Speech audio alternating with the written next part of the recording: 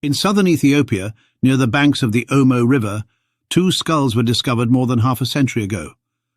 Regarded as the earliest known evidence of Homo sapiens, these fossils have played an important role in shaping our understanding of early human evolution, but the lack of secure dating has led to debate that some say undermines the out-of-Africa theory.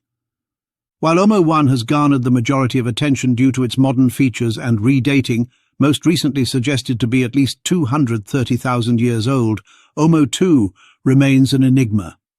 A solitary, undatable surface find found on the other side of the river, its morphological traits are more archaic, its geological context is uncertain, and it may not belong to the same evolutionary or temporal horizon as Omo 1 at all. Could Omo 2 be far younger than assumed, perhaps even as recent as 20,000 years old, similar to the controversial Iwo Eleru skull from Nigeria? Could Omo 2 represent a population of archaic humans who lived alongside or after modern humans had already evolved? And how does it compare anatomically to other significant fossils, such as Iwo Eleru and Laetoli hominid 18?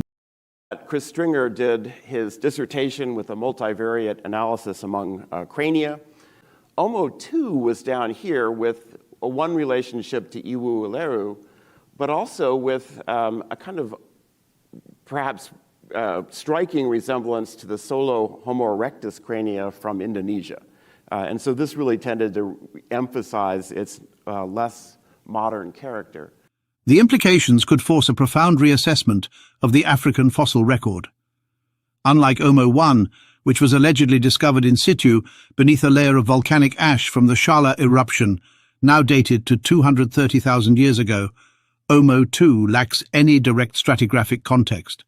It was found on the surface without associated archaeology or datable sediments. No photos were taken when it was discovered by Richard Leakey's team, an unimaginable oversight given the well-funded expedition. Not even the exact location where it was found is known because of a lack of documentation. As Dr. Asfor of the National Museum of Ethiopia explains in a recent video lecture, the skull shows significant signs of erosion and polishing, likely caused by hydraulic transport along the ancient Omo River system. This strongly suggests that the fossil was displaced from its original context, making its age essentially unknowable. Even though they are published to be as contemporaries, for interpretation, it's misleading. If we can confirm the dates, it's evidence for two different populations, one advanced population, the other a primitive population living side by side. But based on our observations, Omo 2 is very primitive. It's an isolated surface find, but even the exact location of its discovery is still debated. So, based on this evidence that can be observed on the fossil, including the polished, eroded supraorbitals, and the polish also on the temporal surface, indeed it is highly polished. So these features may suggest hydraulic transportation of the skull by the Paleo-Omo River or its tributaries. So I think they are not contemporaries, and this is very good information to take into consideration, Dr. Asfor said in the lecture. This statement alone destabilizes decades of assumptions. Much of the literature groups Omo 1 and Omo 2 as contemporaries, arguing that they jointly represent an early stage in the Homo sapiens lineage. But if their taphonomic histories diverge significantly, so too might their ages. Omo 2 could be younger than Omo 1 or older, but nothing definitively ties it to the 230,000-year-old sedimentary layers of Omo Kibish. We may be dealing with a fossil transported thousands of years after its burial, or possibly one that was buried and exposed much more recently. The morphological contrast between Omo 1 and Omo 2 further reinforces the idea that they are not temporally or evolutionarily linked. Omo 1 exhibits several definitive features associated with anatomically modern Homo sapiens: a tall globular cranial vault, steep frontal bone, and presence of a chin. In contrast, Omo 2 is described as having a low and massive cranium, a strongly flexed occipital bone, and weak frontal keeling. The frontal bone merges directly into the supraorbital region with no sulcus, a feature that is considered more archaic. While the parietals are bulged and expanded, and cranial capacity appears large, the overall shape retains archaic features more reminiscent of Homo heidelbergensis or transitional forms. Omo 2 is very primitive, Dr. Asfor says. The frontal is low, weakly keeled, a strongly angled occipital. Cranium is low and massive, very low. You can see the front is very flat. Such morphology challenges its inclusion in the category of early Homo sapiens, and it becomes even more intriguing when compared with the Iwo Eleru skull, discovered in Nigeria and directly dated to just 13,000 years ago. The Iwo Eleru skull complicates the notion that archaic humans disappeared from Africa long before the Holocene.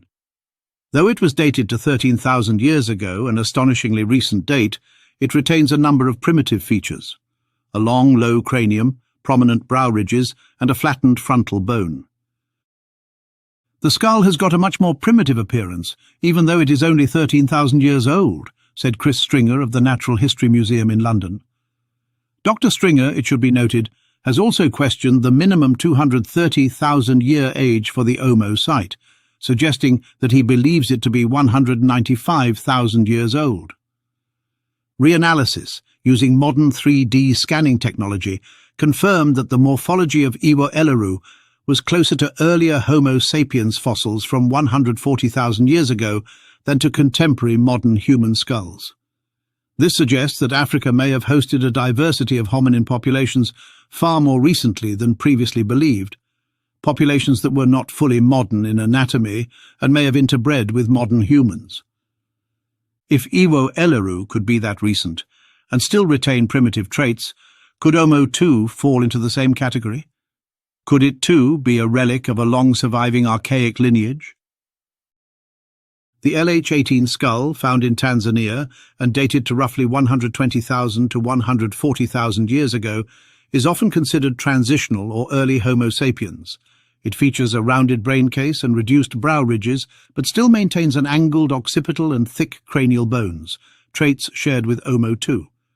In fact, researchers have pointed out that Omo 2, Iwo Eleru and LH18 form a morphological gradient of archaic Homo sapiens, challenging the linear model of human evolution. All three crania raise a crucial question. What defines a modern human, and when did the modern human condition truly emerge?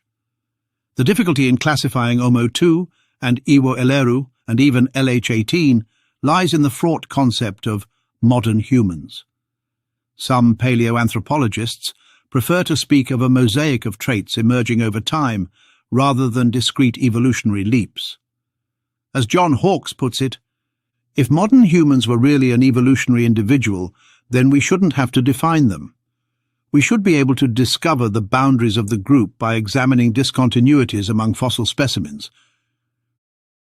The variation seen in these fossils is real and significant, yet it may not imply the presence of multiple species.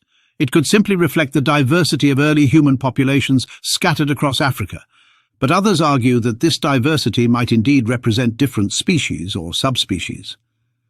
If Omo 1 is a fully modern Homo sapiens from at least 230,000 years ago, while Omo 2 is an undatable, more primitive skull found nearby, but not with any proven association, then the possibility of multiple hominin lineages existing side by side becomes very real. Could Omo 2 really be only 20,000 or 30,000 years old? This is the most provocative suggestion, that Omo 2, with its surface-fine status, polished and water-worn features and archaic traits, could be far more recent than previously considered.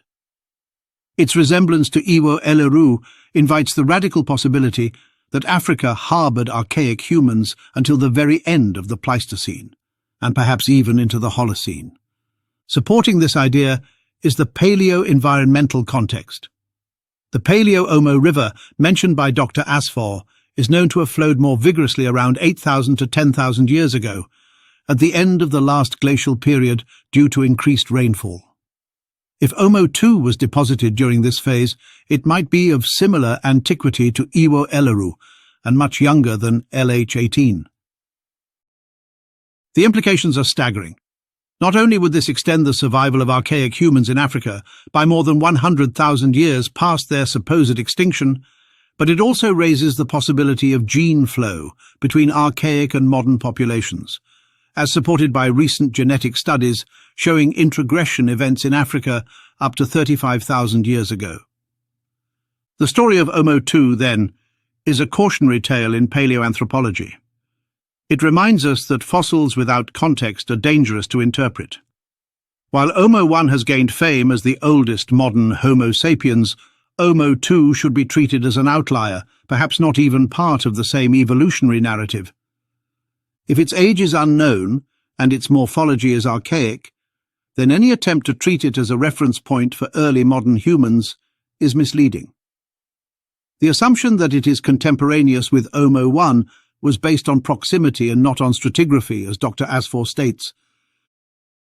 And if it turns out to be far younger than assumed, only 20,000 or 30,000 years old, then the very model of African prehistory needs to be revised. Instead of a clean replacement of archaic by modern humans, we might be looking at a long period of coexistence, hybridization, and regional diversity.